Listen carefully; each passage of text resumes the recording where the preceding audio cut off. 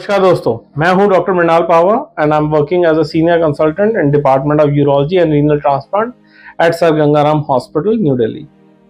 दोस्तों, काफ़ी लोगों ने सुना होगा प्रोस्टेट कैंसर के बारे में।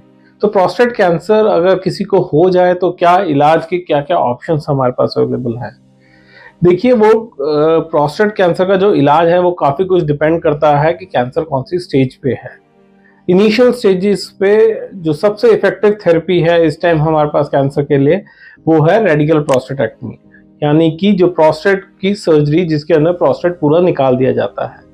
और ये सर्जरी आजकल सबसे ज़्यादा कॉमनली एक रोबोट की मदद से होती है, जिसको हम रोबोटिक रेडिकल प्रोस्टेटेक्टमी कहते हैं। तो लोगों के मन में काफ़ी धारणाएं होती हैं रोबोटिक सर्जरी को लेके, और काफ़ी लोगों के मन में ख्याल आता है कि क्या ये सेफ है, क्या ये करानी चाहिए, इसके क्या क्या साइड इफ़ेक्ट्स हैं, क्या नुकसान हो सकते हैं और ये कितनी इफ़ेक्टिव है।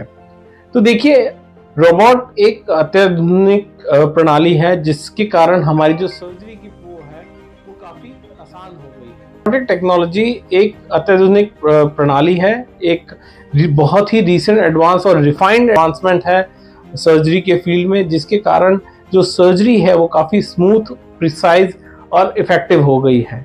तो इसकी इफ़ेक्टिवनेस उतनी ही है जितनी एक ओपन सर्जरी की है, बल्कि ये इसके कारण जो पेशेंट को जो पेन होता है वो काफ़ी कम होता है, ब्लड लॉस कम होता है, हॉस्पिटल में स्टे कम होता है।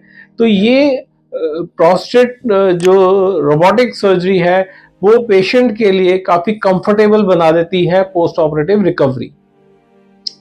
तो इसकी वजह से क्या परेशानी हो सकती है? देखिए, बाकी और अन्य रेयर कॉम्प्लिकेशंस के अलावा जो दो प्रमुख कारण हैं जिस पे ये अफेक्ट करती है वो है इनकॉन्टिनेंस और इरेक्टाइल डिस्फंक्शन। इनकॉन्टिनेंस मतलब जो यूरिन पे जो कंट्रोल है वो थोड़ा कम हो जाता है, और ये टेम्पररी भी हो सकता है, परमानेंट भी हो सकता है, डिपेंड करता है कि जो कैंसर है वो किस स्टेज का है और नर्व्स कैसे अफेक्ट हुई हैं।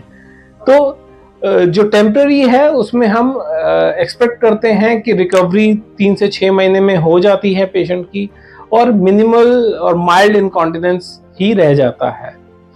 और इसी तरह इरेक्टाइल डिस्फंक्शन में भी आजकल जिस तरह हमारी टेक्निक और रिफाइन हो गई है और एक्सपीरियंस आ गया है, तो इसकी भी प्रॉब्लम आजकल काफ़ी कम हो गई है। तो ये दो प्रमुख कॉम्प्लिकेशंस हैं जो इंसान को ध्यान में रखनी चाहिए कि जो पोस्ट ऑपरेटिव पीरियड में हो सकती हैं। इसके अलावा बाकी जो मैंने जैसे एडवांटेजेस बताई वो तो हैं ही, तो इसलिए आप रोबोटिक रेडिकल प्रोस्टेटेक्टमी आराम से करवा सकते हैं इनिशियल स्टेजेस में प्रोस्टेट कैंसर।